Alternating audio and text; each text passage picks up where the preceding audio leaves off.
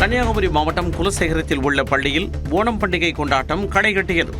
ஓணம் பண்டிகை கலாச்சாரத்தை பிரதிபலிக்கும் வகையில் மாணவ மாணவிகள் அத்தப்பூ கோலமிட்டு புலிக்கடி, வள்ளக்கலி, திருவாதிரை என நடனமாடி அசத்தினர். நிகழ்ச்சிகளை பார்த்துக் கொண்டிருந்த சிறுவர்களும் உற்சாகமாக நடனமாடினர்.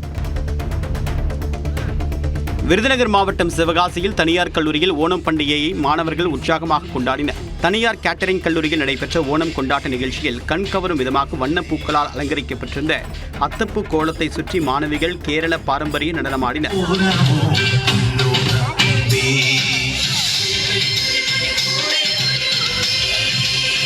இதைத் தொடர்ந்து கேரள பாரம்பரிய 21 வகையான உணவு தயாரிக்கப்பட்டு மாணவ மாணவியர், பேராசிரியர், கல்லூரி ஊழியர்கள் அனைவருக்கும் சமபந்தி விருந்து வழங்கப்பட்டது. ஓணம் பண்டிகையை முன்னிட்டு கோவை பூ மார்க்கெட்டில் பொதுமக்கள் பூக்கடை ஆர்வத்துடன் வாங்கிச் சென்றனர். பூக்கடை வாங்க வந்த பொதுமக்கள் விலை வழக்கம் போல்தான் இருப்பதாக தெரிவித்தனர். இதனிடையே கேரளாவில் இருந்து பூக்கள் வாங்க வந்தவர்கள் கேரளாவை காட்டிலும் தமிழ்நாட்டில் பூக்கள் விலை குறைவாக இருப்பதாக கூறினர். ரேட் கொஞ்சம் ரீசனபிளா தான் இருக்கு. ஒரு சில இடத்துல மட்டும் கொஞ்சம் ஹையா இருக்க மாதிரி இருக்கு. அண்ட் உள்ள போய் பார்த்து அதுக்கப்புறம் பர்ச்சேஸ் பண்ணா பெட்டரா இருக்கும். என்னென்ன பூவெல்லாம் வந்து செவந்தி, ரோஸ், அப்புறம் இந்த மாதிரி டெய்லியா ஃப்ளார்ஸ் எல்லாம் கொஞ்சம் கொண்டு வந்திருக்காங்க. ஏன்னா போன டைம் வந்து கொஞ்சம் கம்மியா இருந்துச்சு இந்த கலர்ஸ், இப்போ கொஞ்சம் இம்ப்ளிமெண்ட் ஆயிருக்கு. மிலாது நபியை முன்னிட்டு கோவையில் இஸ்லாமியர்கள் வசிக்கும் பகுதியும் பள்ளிவாசல்களும் வண்ண விளக்குகளால் அலங்கரிக்கப்பட்டிருந்தன. நபிகள் நாயகம் பிறந்த நாளை மிலாது நபி திருநாளாக இஸ்லாமியர்கள் இன்று கொண்டாடி வருகின்றனர். இதன்படி கோவையில் இஸ்லாமிய மக்கள் அதிகம் வசிக்கும் உக்கடம், கோட்டைமேடு, ஆத்துப்பாலம், குறிச்சி பிரிவு உள்ளிட்ட இடங்களில் விழா ஏற்பாடுகள் களைகட்டியுள்ளன. ஆவணி மாத முதல் பிரதோஷத்தையொட்டி திருவண்ணாமலை அண்ணாமலையார் கோயிலில் சிறப்பு வழிபாடு நடைபெற்றது. கோயிலின் 5ஆம் பிரகாரத்தில் 1000 கால் மண்டபம் அருகே அமைந்துள்ள பெரிய நந்திக்கு அரிசி மாவு, மஞ்சள் தூள், அபிஷேகத்தூள், பஞ்சாமிர்தம், 500 லிட்டர் தயிர், தேன், பன்னீர், இளநீர், சந்தனம், 108 கிலோ விபூதி, 1000 லிட்டர் பால் ஆகியவற்றால் சிறப்பு அபிஷேகம் செய்து பூக்களால் அலங்காரம் செய்து சிறப்பு பூஜை நடைபெற்றது. இதில் பல்லாயிரக்கணக்கான பக்தர்கள் கலந்து கொண்டு சாமி தரிசனம் செய்தனர்.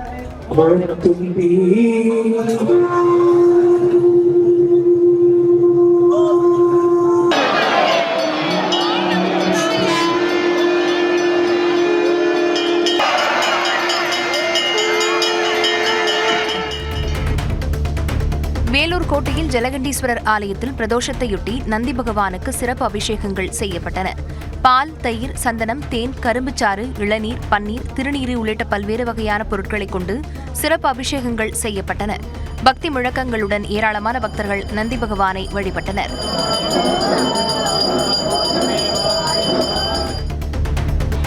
திருவள்ளூரில் பல்வேறு பகுதிகளில் பரவலாக மழை பெய்ததால் விவசாயிகள் மகிழ்ச்சி அடைந்துள்ளனர். திருவள்ளூர் மாவட்டத்தில் மிதமான மழை பெய்யக்கூடும் என வானிலை ஆய்வு மையம் தெரிவித்திருந்தது. இந்நிலையில் நேற்று மாலை மற்றும் இரவில் ஈக்காடு, செவ்வாய்ப்பேட்டை, காக்கடூர், தாமரைப்பாக்கம் உள்ளிட்ட பகுதிகளில் மிதமான மழை பெய்தது.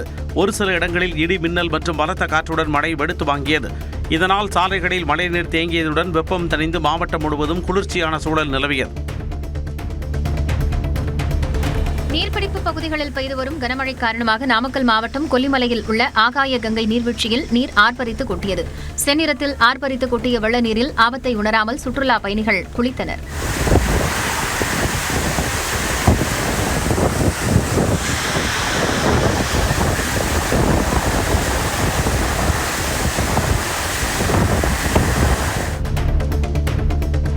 திண்டுக்கல் மாவட்டம் அய்யலூர் தக்காளி சந்தையில் 1 கிலோ தக்காளி 10 ரூபாய்க்கு மட்டுமே விற்பனையாவதால் விவசாயிகள் வேதனையடைந்துள்ளனர்.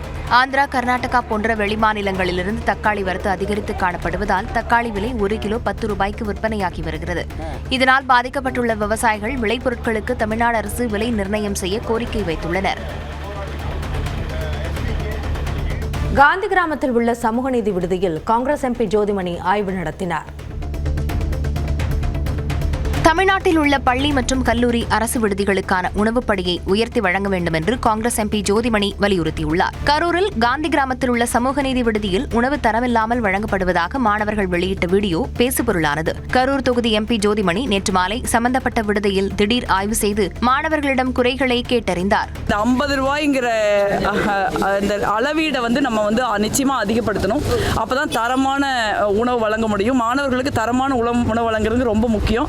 ஏன்னா எல்லாமே யங் ஸ்டூடெண்ட்ஸ். அது இங்கேருந்து நடந்து வராங்க, காலேஜில் படிப்பாங்க, விளையாடுவாங்க, என்சிசியில் இருக்கிறவங்க இருப்பாங்க. அதனால் உணவுங்கிறது, அதுவும் சத்தான சரிவிகித உணவுங்கிறது ரொம்ப முக்கியம். அது வந்து காம்ப்ரமைஸ் பண்ணிக்கக்கூடிய விஷயம் அல்ல. கடந்த ஆட்சியில் யாருக்கு லஞ்சம் கொடுத்தீர்கள் என்ற கேள்விக்கு வரப்போகும் நாட்களில் தெரியவரும் என்று நிதியமைச்சர் மரிய வில்சன் தெரிவித்துள்ளார். வேளாங்கண்ணி ஆரோக்கிய மாதா ஆலய திருவிழாவில் பங்கேற்க புதுச்சேரியிலிருந்து பாத யாத்திரையை தொடங்கிய நிதியமைச்சர் மரிய வில்சன் கடலூர் வந்தடைந்தார். அப்படிலாம் ஒன்றும் கிடையாது. வரப்போற நாட்கள்ல பாப்பீங்க எல்லாமே. ஒரு அன்பில் மகேஷ்ட கேளுங்க. மறைந்த தேமுதிக தலைவர் விஜயகாந்தின் பிறந்த நாளையொட்டி விருத்தாச்சலத்தில் பிரேமலதா, விஜய பிரபாகரன் உள்ளிட்டோர் வழிபாட்டில் ஈடுபட்டனர். விருத்தகிரீஸ்வரர் கோயிலில் தரிசனம் செய்த பிரேமலதா, விஜய பிரபாகரன், LK சுதேஷ் உள்ளிட்டோர் தொடர்ந்து தூய ஃபாத்திமா அன்னை தேவாலயம், நவாப் ஜாமியா மஸ்ஜித் பள்ளிவாசலில் நடந்த சிறப்பு பிரார்த்தனையில் கலந்து கொண்டனர். தேர்தல் வெற்றிக்காக பல்வேறு வாக்குறுதிகளை அரசியல் கட்சிகள் அள்ளி வீசுவதாக தேமுதிக பொதுச் செயலாளர் பிரேமலதா விஜயகாந்த் தெரிவித்தார். விருதாச்சலத்தில் செய்தியாளர்களை சந்தித்த அவர் கட்சிகள் கொடுக்கும் வாக்குறுதிகளை சொன்னபடி நிறைவேற்ற வேண்டும் என்று வலியுறுத்தினார். யாரு சிலிண்டர் கொடுங்கன்னு எந்த பெண்களும் போய் கேட்கல. ஒரு தேர்தலில் வெற்றி பெறணும், ஓட்டு வாங்கணுன்றதுக்காக வாக்குறுதிகளை அள்ளி வீசுறாங்க. இவர் மட்டும் கிடையாது, பொதுவான கருத்து நான் சொல்றேன். ஆனா ஒரு வாக்குறுதி கொடுத்தா அந்த வாக்குறுதியை கண்டிப்பா நிறைவேற்றணும்.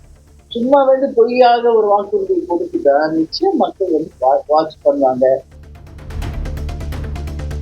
மூலப்பொருட்களின் விலை உயர்வு உள்ளிட்ட காரணங்களால் கோவில்பட்டி கடலை மிட்டாயின் விலையை உயர்த்தி உற்பத்தியாளர்கள் அறிவித்துள்ளனர். வெல்லம், நிலக்கடலை, ஏலக்காய் உள்ளிட்ட பொருட்கள் விலை தொடர்ந்து உயர்ந்து வரக்கூடிய நிலையில் கிலோ 220 ரூபாய்க்கு விற்ற கடலை மிட்டாயை 25% விலை உயர்த்தி 270 ரூபாயாக நிர்ணயம் செய்யப்பட்டிருப்பதாக உற்பத்தியாளர்கள் தெரிவித்துள்ளனர். திருச்சி மாவட்டம் மணப்பாறை அருகே சடையம்பட்டியில் எருது ஓட்டத்தில் காளைகள் போட்டி போட்டு ஓடின. சடையம்பட்டியில் உள்ள எருதுகுட்டை சாமி கோவிலில் மாடுகள் மாலை தாண்டும் நிகழ்ச்சி எனும் எருது ஓட்ட நிகழ்ச்சி நடைபெற்றது. இதில் பல்வேறு பகுதிகளில் இருந்து அழைத்து வரப்பட்ட காளைகள் பங்கேற்றன. மேலும் தேவராட்டம் நிகழ்ச்சியும் கடைகட்டியது.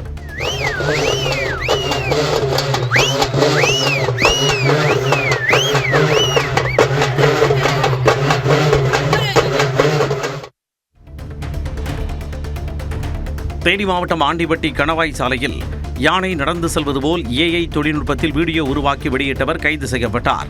ஆண்டிபட்டி கணவாய் அருகே தேசிய நெடுஞ்சாலையில் யானை நடந்து செல்வது போல சமூக வலைதளங்களில் வீடியோ ஒன்று வெளியானது.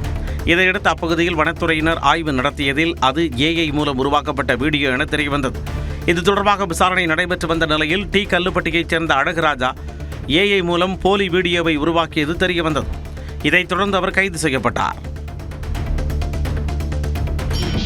சிவகங்கை மாவட்டம் திருப்பத்தூர் முத்துமாரியம்மன் கோயில் பால்குட ஊர்வலம் அதிவிமரிசையாக நடைபெற்றது. பக்தர்கள் சுமந்து வந்த பாலை கொண்டு முத்துமாரியம்மனுக்கு அபிஷேகம் நடைபெற்றது.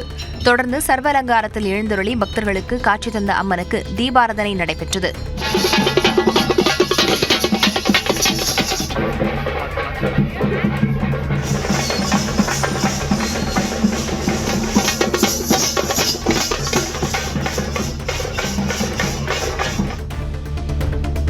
வறட்சியால் குறுவை சாகுபடி பாதித்த விவசாயிகளுக்கு ஏக்கருக்கு 15,000 ரூபாய் இழப்பீடு வழங்க வேண்டும் என்பன உள்ளிட்ட கோரிக்கைகளை வலியுறுத்தி டெல்டா மாவட்டங்களில் நாளை மறுதினம் போராட்டம் நடத்தவுள்ளதாக இந்திய கம்யூனிஸ்ட் கட்சி அறிவித்துள்ளது.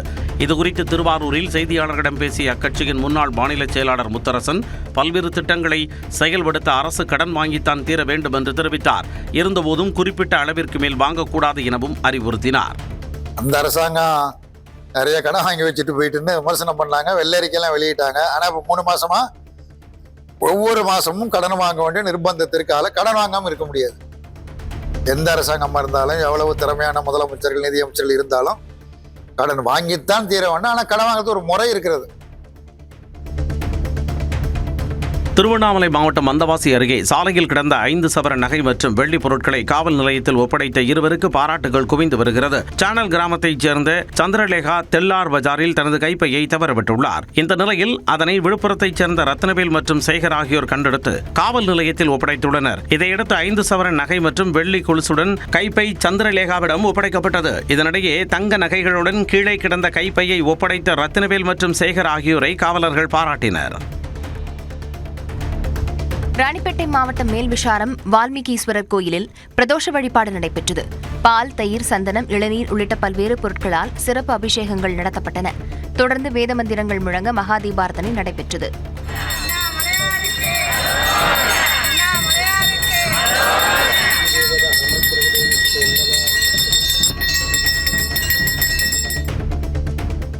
அனுமதியின்றி செயல்பட்ட சாயப்பட்டறைகள் அகற்றப்பட்டன. நாமக்கல் மாவட்டத்தில் அனுமதியின்றி செயல்பட்ட சாயப்பட்டறைகள் அதிரடியாக இடித்து அகற்றப்பட்டன. குமாரபாளையம் மற்றும் பள்ளிப்பாளையம் பகுதிகளில் மாசு கட்டுப்பாட்டு வாரிய அதிகாரிகள் சாயப்பட்டறைகளில் ஆய்வு மேற்கொண்டனர். அப்பொழுது விதிமுறைகளை மீறி செயல்பட்ட 10 சாயப்பட்டறைகள் இடித்து அகற்றப்பட்ட நிலையில் 21 சாயப்பட்டறைகளின் மின் இணைப்புகள் உடனடியாக துண்டிக்கப்பட்டன. சவுதி அரேபியாவில் கடற்கொள்ளையர்கள் நடத்திய துப்பாக்கிச் சூட்டில் தமிழக மீனவர்கள் உயிரிழந்த விவகாரத்தை அரசியலாக்க வேண்டாம் என்று காங்கிரஸ் எம்பி சுதா கேட்டுக் கொண்டுள்ளார். உயிரிழந்த மயிலாடுதுறை மாவட்டத்தைச் சேர்ந்த மாவீரன் மற்றும் சங்கர் ஆகியோரின் குடும்பத்தினரை சந்தித்து ஆறுதல் கூறிய எம்பி அவர்களின் உடல்களை சொந்த ஊர் கொண்டுவர மத்திய அரசிடம் தொடர்ந்து வலியுறுத்தி வருவதாக தெரிவித்தார். ஒரு சிலர் இதை அரசியலாக்க நினைக்கிறார்கள். எடப்பாடி போன்றவர்கள்லாம் இப்ப மத்திய அரசாங்கத்தோடு அவங்க கூட்டணியில தான் இருக்காங்க. அவங்க நினைச்சிருந்தா ஒரு போன்ல கூட இன்ஃபார்ம் பண்ணலாம். ஆனா அது செய்யாம நீங்க சட்டமன்றத்தில் வெளிநடப்பு செய்யறது எல்லாம் எனக்கு சரியா படல. உண்மையா ஒருத்தோட வலியை உணர்ந்தவர்கள் யாரும் அரசியல் செய்ய மாட்டார்கள் இந்த விஷயத்துல நான் நினைக்கிறேன். தென் மாவட்டங்களில் உள்ள ஆதி திராவிடர் நல விடுதிகளில் வழங்கப்படும் உணவு உள்ளிட்ட அடிப்படை வசதிகள் குறித்து ஆய்வு செய்ய ஆதி திராவிடர் நலத்துறை அதிகாரிகளுக்கு உயர்நீதிமன்ற மதுரை கிளை அதிரடி உத்தரவிட்டுள்ளது. ஆய்வு செய்து அந்தந்த மாவட்ட ஆட்சியர்களிடம் அறிக்கை தாக்கல் செய்ய வேண்டும் என்றும் அதன் அடிப்படையில் மாவட்ட ஆட்சியர்கள் விரிவான அறிக்கையை 2 வாரத்திற்குள் தாக்கல் செய்ய வேண்டும் எனவும் உயர்நீதிமன்ற மதுரை கிளை உத்தரவிட்டுள்ளது. டிஜிட்டல் அரெஸ்ட் மோசடி குறித்து காஞ்சிபுரம் மாவட்ட காவல் கண்காணிப்பாளர் அரவிந்தன் வீடியோ வெளியிட்டு விழிப்புணர்வை ஏற்படுத்தியுள்ளார். அவர் வெளியிட்டுள்ள வீடியோவில் தனிப்பட்ட மற்றும் வங்கி தொடர்பான தகவல்களை யாரிடமும் பகிரக்கூடாது என்று அறிவுறுத்தியுள்ளார். டிஜிட்டல் அரெஸ்ட் அப்படின்ற ஒரு நடைமுறையே சட்டத்தில் கிடையாது. இது ஒரு பணம் பறிக்கிறதுக்கான ஒரு முயற்சி. அப்படி எதுவும் உங்களுக்கு கால் வந்திருக்கு, டிஜிட்டல் அரெஸ்ட் பண்ணிருக்கோன்னு சொன்னாங்கன்னு சொன்னா பயப்படாதீங்க, அவசரப்படாதீங்க. அவங்க சொல்ற மாதிரி எந்த காசும் எந்த அக்கௌண்ட்டுக்கும் அனுப்பிடாதீங்க.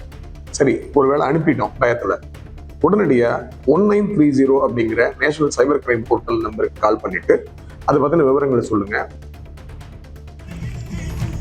திருச்சி மாவட்டம் மணப்பாறை அருகே மேட்டுக்கடையில் செயல்படும் முதியோர் இல்லத்தில் அவர்களை மகிழ்விக்கும் நிகழ்ச்சி நடைபெற்றது.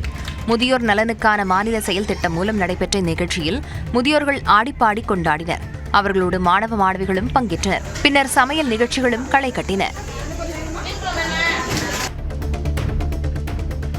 கோவை மாவட்டம் மேட்டுப்பாளையம் அருகே சாலையை கடந்த தாய் யானை குட்டியை பாதுகாக்கும் வகையில் காரை வழிமறித்த வீடியோ இணையத்தில் வேகமாக பரவுகிறது. வெள்ளியங்காடு பகுதியில் இருந்து பில்லூர் அணைக்கு செல்லும் சாலையில் யானை கூட்டம் ஒன்று சாலையை கடந்து வனப்பகுதிக்குள் செல்ல முயன்றது. அப்போது அந்த வழியாக கார் ஒன்று வந்த நிலையில் குட்டியை பாதுகாக்கும் வகையில் தாய் யானை சாலையை மறித்து நின்றது. இந்த குட்டிக்காக எப்படி நிற்கிது பாருங்க சார். எல்லாம் கிராஸ் பண்ணுறதுக்காக பாதுகாப்பாக வளர்த்துக்கிட்ட வந்தது அவங்களுக்கு பாதுகாப்பு. அவங்க கூட போய் டக்குனு திரும்புவான். அவங்களாம் போயிட்டாங்களான்னு பார்த்துட்டு.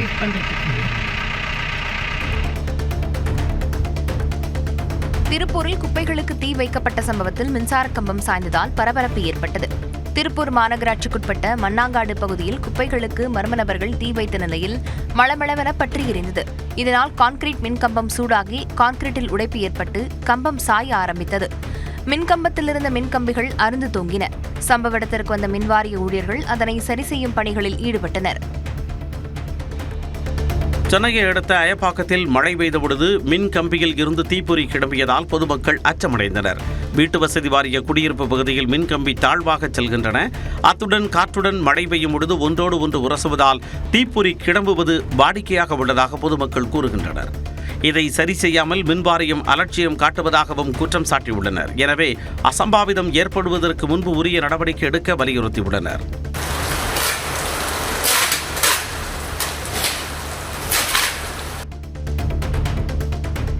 சென்னையில் சாலையில் ரகளையில் ஈடுபட்ட இருவரிடம் மருத்துவ பரிசோதனை மேற்கொள்ளப்படுகிறது. சென்னையில் புழல் அருகே நடுரோட்டில் ரகளையில் ஈடுபட்ட சிறுமி உட்பட இருவரை மருத்துவ பரிசோதனைக்காக காவல்துறையினர் அழைத்துச் சென்றனர். காவாங்கரை சிக்னலில் இரு பெண்கள் அந்த வழியாக சென்ற வாகனங்களை வழிமறித்து ரகளையில் ஈடுபட்ட வீடியோ வெளியாகி சர்ச்சையை ஏற்படுத்தியது. விசாரணையில் அவர்கள் அம்பத்தூர் அத்திப்பட்டு பகுதியைச் சேர்ந்த 17 வயது சிறுமி மற்றும் 19 வயதான இளம்பெண் என்பது தெரியவந்தது. மேலும் சம்பவத்தின் பொழுது இருவரும் போதையில் இருந்ததாக கூறப்படுகிறது. எனவே அவர்கள் எந்த வகையான போதைப் பொருளை பயன்படுத்தினார்கள் என மருத்துவ பரிசோதனை மேற்கொள்ளப்பட உள்ளது. இதையடுத்து அடுத்த கட்ட நடவடிக்கை எடுக்கப்படும் என காவல்துறையினர் தெரிவித்துள்ளனர். 7வது ஊதியக்குழு நிலுவைத் தொகையை உடனடியாக வழங்கக் கோரி சிதம்பரம் அண்ணாமலை பல்கலைக்கழகத்தில் பேராசிரியர்கள் மற்றும் ஊழியர்கள் போராட்டத்தில் ஈடுபட்டனர். பணி ஓய்வு பெற்றவர்களுக்கு ஓய்வூதியம் வழங்க வேண்டும், ஊதிய மறு நிர்ணய நடவடிக்கையை கைவிட வேண்டும், பதவி உயர்வு வழங்க வேண்டும் என்பன உள்ளிட்ட பல்வேறு கோரிக்கைகளை வலியுறுத்தி பதிவாளர் அலுவலகத்தை முற்றுகையிட்டனர். அப்போது கோரிக்கைகள் மீது பல்கலைக்கழக நிர்வாகமும் தமிழ்நாடு அரசும் உடனடியாக நடவடிக்கை எடுக்கக் கோரி முழக்கமிட்டனர்.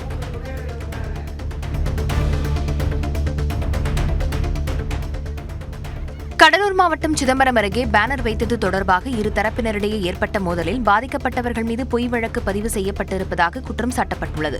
கடலூர் மாவட்டம் சிதம்பரம் அருகே கடந்த 17ஆம் தேதி விசிக தலைவர் திருமாவளவன் பிறந்தநாளையொட்டி கீழநத்தம் கிராமத்தில் பதாகை வைக்கப்பட்டுள்ளது. அதை மற்றொரு பிரிவினர் கிழித்து தகராறு செய்துள்ளனர். தட்டிக்கேட்ட இளைஞர்கள் மற்றும் பெண்கள் மீதும் அந்த கும்பல் கொலைவெறி தாக்குதல் நடத்தியுள்ளது. இதுகுறித்து இருதரப்பு மீதும் வழக்கு பதிவு செய்து காவல்துறையினர் விசாரித்து வருகின்றனர். எங்க மேல அவங்க புகார் கொடுத்திருக்காங்க. இதுமாரி பெண்களை நாங்கள் தாக்கணும்னு சொல்லிட்டு நிறைய புகார் கொடுத்து பொய்யான வழக்குகளை போட்டு வச்சுருக்காங்க. எங்கள் மேலே போட்டு வச்சுருக்காங்க 4-5 பேர் மேலே. அதான் எல்லாம் படித்த பசங்க தான் அங்கே இருந்த எல்லாமே படித்த பசங்க தான். தற்சமயம் வேலை கிடைக்கிறதுனால அதுமாரி ஹோட்டல் வேலை பார்த்துட்டு இருக்கோம் நாங்கள். சென்னை வானகரத்தில் இளம்பெண்கள் தங்கியிருந்த வாடகை வீட்டில் உரிமையாளரின் மகன் ரகசிய கேமரா பொருத்தி நோட்டமிட்ட சம்பவம் அதிர்ச்சியை ஏற்படுத்தியுள்ளது. தனியார் நிறுவனத்தில் பணியாற்றும் 3 பெண்கள் அந்நிறுவனம் சார்பில் ஏற்பாடு செய்யப்பட்ட வீட்டில் தங்கியுள்ளனர். அந்த வீட்டின் உரிமையாளரின் மகனான 27 வயதான சரவணன் என்பவர் மின்சார சுவிட்ச் பாக்ஸில் ரகசிய கேமரா பொருத்தியுள்ளார். அதை தனது செல்போனில் இணைத்து பார்த்து வந்துள்ளார். இதை கண்டுபிடித்த பெண்கள் வானகரம் காவல் நிலையத்தில் புகார் அளித்தனர்.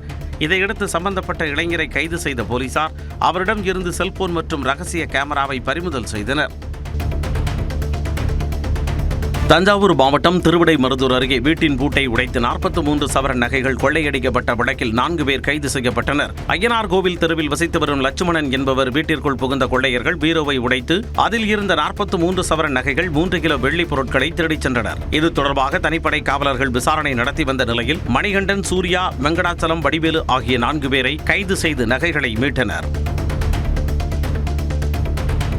நாகை மீன்பிடி துறைமுகத்தில் விசைப்படகில் ஏற்பட்ட தீ விபத்தில் 50 லட்சம் ரூபாய் மதிப்பிலான மீன்பிடி உபகரணங்கள் தீயில் எரிந்து சேதமடைந்தன. காமராஜர் நகரைச் சேர்ந்த முருகானந்தம் என்பவருக்கு சொந்தமான விசைப்படகில் மின்கசிவு காரணமாக தீ விபத்து ஏற்பட்டதாக கூறப்படுகிறது. இதுகுறித்து அறிந்து அங்கு விரைந்த தீயணைப்புத் துறையினர் 2 மணி நேரம் போராடி தீயை கட்டுக்குள் கொண்டு வந்தனர். இந்த தீ விபத்தில் 50 லட்சம் ரூபாய் மதிப்பிலான விசைப்படகு, 2000 லிட்டர் டீசல் மற்றும் டேங்க், ஐஸ் பெட்டி, மீன்பிடி வலை, கயிறு உள்ளிட்ட பல்வேறு பொருட்கள் தீயில் எரிந்து சேதமடைந்தன.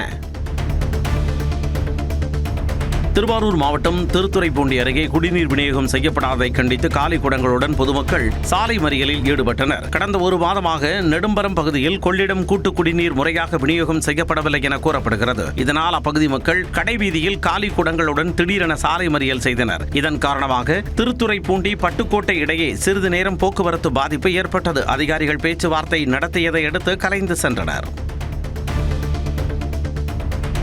அங்கன்வாடி மையங்களில் உள்ள காலி பணியிடங்களை போர்க்கால அடிப்படையில் நிரப்பக் கோரி தேனியில் தமிழ்நாடு சத்துணவு ஊழியர் சங்கத்தினர் ஆர்ப்பாட்டத்தில் ஈடுபட்டனர். தேனி மாவட்ட தமிழ்நாடு சத்துணவு ஊழியர் சங்கம் சார்பில் ஆட்சியர் அலுவலகம் எதிரே நடைபெற்ற கவனஈர்ப்பு ஆர்ப்பாட்டத்தில் 200க்கும் மேற்பட்டோர் பங்கேற்று காலி பணியிடங்களை நிரப்பக் கோரி முழக்கங்களை எழுப்பினர். சிவகங்கை மாவட்டம் திருப்பத்தூரில் இருசக்கர வாகனங்களை திருடிய நபர் விழுப்புரம் மாவட்டத்தில் கைது செய்யப்பட்டார். திருப்பத்தூரில் ஃபேன்சி ஸ்டோர் நடத்தி வரும் முகமது அப்துல்லா என்பவரின் இருசக்கர வாகனம் திருடு போன நிலையில் காவல்துறையினர் சிசிடிவி காட்சிகளை கொண்டு விசாரணை மேற்கொண்டனர். அந்த வகையில் செந்தமிழ் பாண்டி என்ற நபரை விழுப்புரம் வரை தேடிச் சென்று கைது செய்தனர். எடைக்கு போடப்பட்ட அந்த வாகனமும் மீட்கப்பட்ட நிலையில் அவரிடமிருந்து 4 செல்போன்கள் பறிமுதல் செய்யப்பட்டன. மயிலாடுதுறையில் குடிநீரில் கழிவுநீர் கலப்பதாக கூறி போராட்டம் நடைபெற்றது. மயிலாடுதுறையில் கடும் குடிநீர் தட்டுப்பாடு நிலவி வரக்கூடிய நிலையில் குடிநீரில் கழிவுநீர் கலப்பதாக கூறி பொதுமக்கள் சாலை மறியலில் ஈடுபட்டனர். மயிலாடுதுறை நகர பகுதிகளுக்கு தினமும் 15 நிமிடங்கள் மட்டுமே குடிநீர் விநியோகிக்கப்படுவதாக கூறப்படக்கூடிய நிலையில் பல்வேறு பகுதிகளில் கழிவுநீர் குடிநீரில் கலப்பதாக பொதுமக்கள் குற்றம் சாட்டுகின்றனர். இதுகுறித்து பலமுறை புகார் அளித்தும் நடவடிக்கை எடுக்கவில்லை என்று கூறி ஆத்திரமடைந்த மக்கள் மார்க்சிஸ்ட் கம்யூனிஸ்ட் கட்சி நிர்வாகிகளோடு திருவாரூர் சாலை கேணிக்கரை பகுதியில் மறியல் போராட்டத்தில் ஈடுபட்டனர். விநாயகர் சதுர்த்தி விழாவையொட்டி திண்டுக்கல் மாவட்டம் ஆத்தூர் அருகே பேப்பர் கூழ் மற்றும் கிழங்கு மாவினால் தயாரிக்கப்பட்ட விநாயகர் சிலைக்கு வண்ணங்கள் பூசும் பணி மும்முரமாக நடைபெற்று வருகிறது. அரசு விதிமுறைகளுக்கு உட்பட்டு சுற்றுச்சூழலை பாதிக்காத விதத்தில் பலவிதமான விநாயகர் சிலைகள் இங்கு உருவாக்கப்பட்டுள்ளன. 500 ரூபாய் முதல் 25,000 ரூபாய் வரை விற்பனை செய்யப்படும் நிலையில் ஏராளமான ஆர்டர்கள் குவிந்துள்ளன. திருவாரூர் மாவட்டம் பேரளத்தில் அரசு பேருந்தில் கஞ்சா கடத்தி வந்த 4 பேர் கைது செய்யப்பட்டனர். அப்பகுதியில் வாகன சோதனையில் ஈடுபட்ட காவல்துறையினர் அரசு பேருந்தை நிறுத்தி சோதனை செய்ததில் பேருந்தில் பயணித்த 2வரிடம் 3 கிலோ கஞ்சா இருப்பது தெரியவந்து இருவரும் கைது செய்யப்பட்டனர். தொடர் விசாரணையில் மேலும் 2 கைது செய்யப்பட்டனர். விழுப்புரத்தில் தடை செய்யப்பட்ட குட்கா பொருட்களை காரில் கடத்தி வந்த ராஜஸ்தான் இளைஞர்கள் 2 காவல்துறையினர் கையும் களவுமாக கைது செய்தனர். வீரன் கோவில் பகுதியில் காவல்துறையினர் வாகன சோதனையில் ஈடுபட்டிருந்தனர். அப்பொழுது அந்த வழியாக வந்த கார் ஒன்றை நிறுத்தி சோதனை செய்ததில் குட்கா கடத்தி வந்தது கண்டுபிடிக்கப்பட்டது. இதையடுத்து காரில் வந்த ராஜஸ்தானைச் சேர்ந்த மனோகர் சிங், ஜிதேந்திர குமார் ஆகியோரை கைது செய்தனர். பின்னர் அவர்களிடமிருந்து 4 லட்சம் ரூபாய் மதிப்பிலான 240 கிலோ குட்கா பொருட்கள் மற்றும் காரையும் பறிமுதல் செய்தனர். புதுச்சேரி காரைக்கால் மாவட்டத்தில் ஆம்புலன்ஸில் சென்ற பெண் நோயாளி ஆக்சிஜன் டியூப் வெடித்ததால் உயிரிழந்ததாக விசாரணைக்குழு அறிக்கையில் தெரியவந்தது. திருவேட்டக்குடியைச் சேர்ந்த ரேவதி புதுச்சேரி அரசு பொது மருத்துவமனைக்கு காரைக்கால் அரசு வென்டிலேட்டர் ஆம்புலன்ஸ் மூலம் அனுப்பப்பட்டார். ஆம்புலன்ஸ் கடலூர் அருகே சென்றபொழுது ஆக்சிஜன் டியூப் வெடித்ததால் ரேவதி உயிரிழந்ததாக உறவினர்கள் குற்றம் சாட்டினர். இந்நிலையில் இந்த விவகாரத்தை விசாரித்த விசாரணைக்குழு ஆக்சிஜன் டியூப் பிரஷர் தாங்காமல் வெடித்ததால் ரேவதி உயிரிழந்திருக்கலாம் என தெரிவித்துள்ளனர். திருவாரூரில் அடிப்படை வசதிகளை செய்து தரவில்லை என கூறி நகராட்சி அலுவலகத்திற்கு முன்பு மனிதநேய மக்கள் கட்சி சார்பில் கண்டன ஆர்ப்பாட்டம் நடைபெற்றது. நகரின் பெரும்பாலான பகுதிகளில் சாலைகள் குண்டும் குழியுமாக காட்சியளிப்பதுடன் தெருவிளக்குகள் எரியாமல் இருப்பதாக கூறப்படுகிறது. மேலும் குளம், வாய்க்கால் உள்ளிட்ட நீர்நிலைகள் குப்பை மேடுகளாக மாறுவதை சீரமைக்க வலியுறுத்தி 1 மாதத்திற்கு முன்பு போராட்டம் நடைபெற்றது. அப்பொழுது விரைவில் நடவடிக்கை எடுப்பதாக உறுதியளித்த நகராட்சி நிர்வாகம் தற்பொழுது உரிய நிதி இல்லை என அலட்சியம் காட்டுவதாக குற்றம் சாட்டப்பட்டுள்ளது. இதனை கண்டித்து மீண்டும் ஆர்ப்பாட்டம் நடத்தப்பட்டது. நெல்லையில் கஞ்சா விற்பனையில் ஈடுபட்ட சிறை காவலர் உள்பட 2 பேரை காவல்துறையினர் கைது செய்தனர். டவுன் உழவர் சந்தை பகுதியில் கஞ்சா விற்பனை நடப்பதாக கிடைத்த தகவலில் விரைந்து சென்ற காவல்துறையினர் 2 மடக்கி பிடித்து விசாரித்தனர். விசாரணையில் கைதான 2 ஒருவர் தூத்துக்குடி சிறையில் காவலராக பணியாற்றும் தமிழரசன் என்பது தெரியவந்தது. 2 கைது செய்த காவல்துறை 2 கிலோ கஞ்சா, 8 லட்சம் ரூபாய் ரொக்கம் பறிமுதல் செய்து மேலும் 1 தேடி வருகின்றனர்.